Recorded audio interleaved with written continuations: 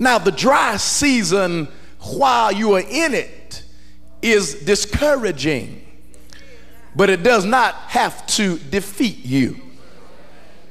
Every season that you're in is just for a temporary time frame. Your dry season can't last always, because God is too good to let you stay dry. God is too good to let you stay empty. After a while, he has to pick you up out of your pit. And I don't understand everything God does. I don't try to understand.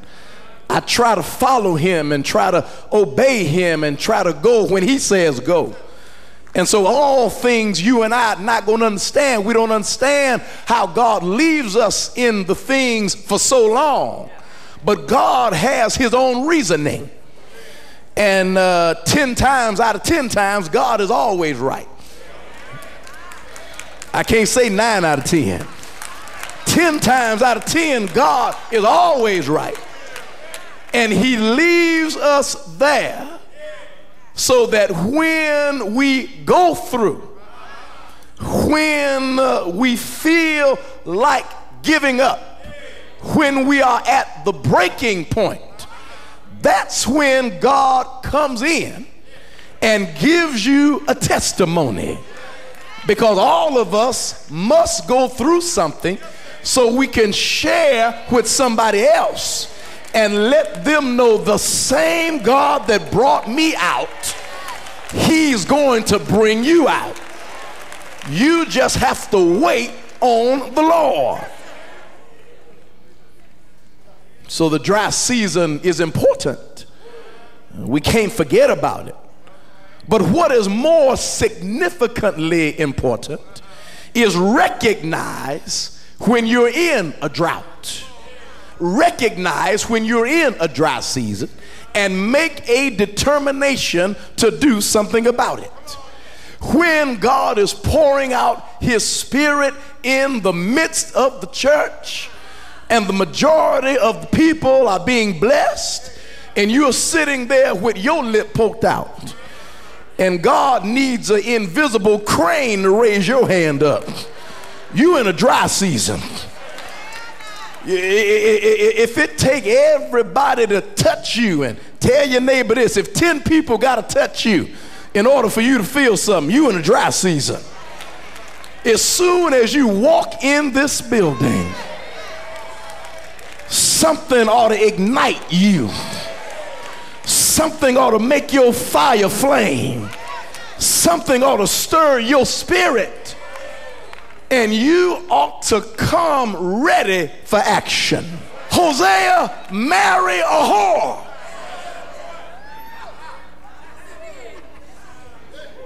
What? Marry that kind of a woman?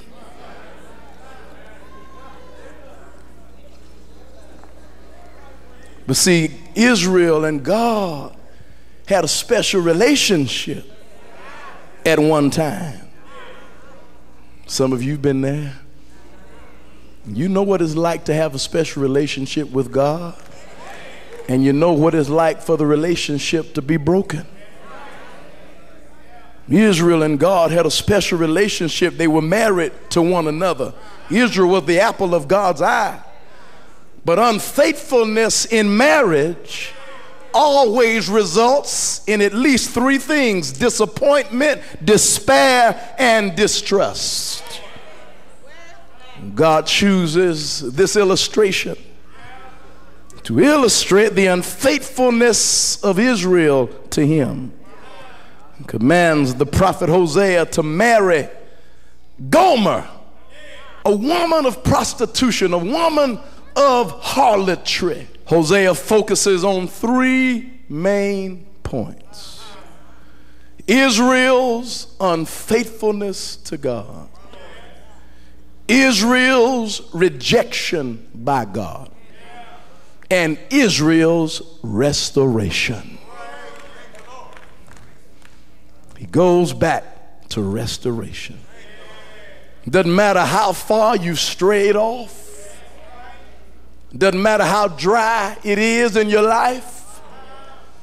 Doesn't matter what you're going through. You may have been rejected momentarily, but when the story is over, you'll be able to say, God restored me.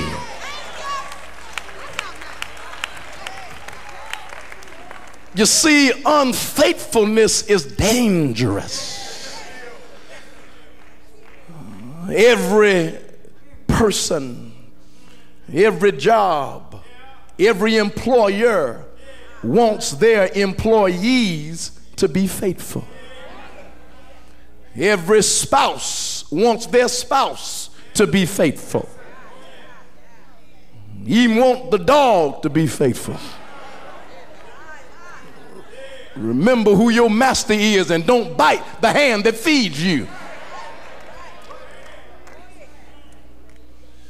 Any married couple knows that the deepest hurt, the deepest wound comes when one learns that their spouse has been unfaithful.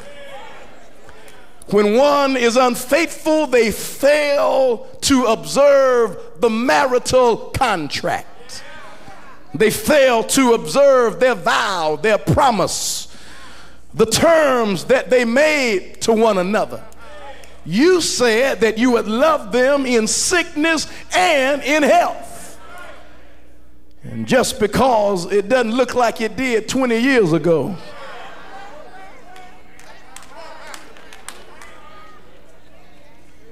just because it's a little more plump and fuller,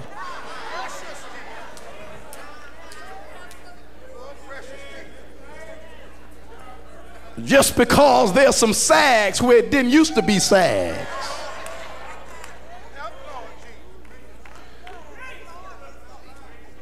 Just because the husband's belly has now become a roller coaster.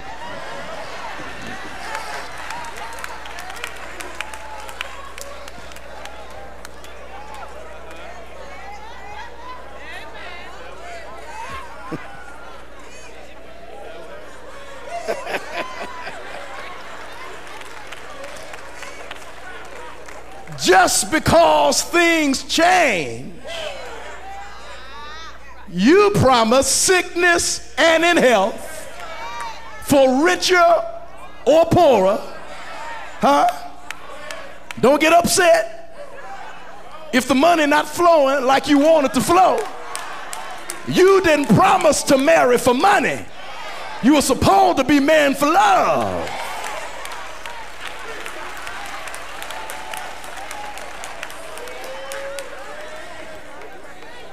I'm going to be finishing in a few moments. Unfaithfulness can destroy a marriage, but it also can destroy your soul. It took years to build the World Trade Center in New York, but it only took a few moments for the towers to come crashing down. It takes years to build a marriage, but it only takes a few moments, one slip up, to bring your marriage crashing down. And it's the same thing religiously. It's the same thing spiritually. It takes years to develop a relationship with God, that when the wind blows, you don't fall off the deep end. It takes years to develop a relationship with God, that when people don't speak to you, you still get glad anyhow. It takes years to develop a relationship with God, that you can care less if folks like you or not. So she comes back. God stripped her naked and exposed her shame while she's on the slave market. But God told Hosea, go get your wife and love her unconditionally. I'm going to restore her. And if you want me to restore you, you've got to forgive her for what she's done. Maybe that's why he said in verse number 12, sow to yourselves and right.